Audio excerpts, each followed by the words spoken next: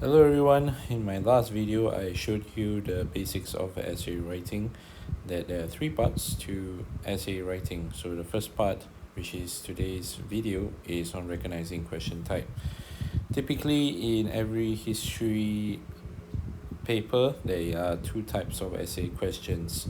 There are described questions which carry up to 4 marks at a lower secondary level.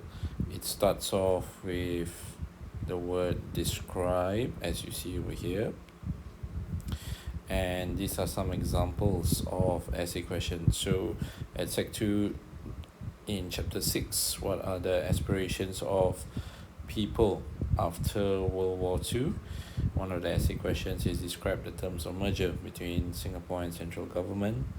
At Sec 1, one of the essay questions that could come out in chapter 2 or 3 would be describe two push factors that caused people to immigrate to Singapore before World War II.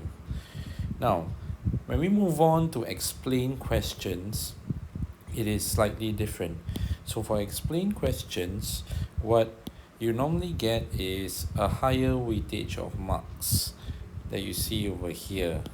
So it is normally up to 6 marks, and it either has why or an explain.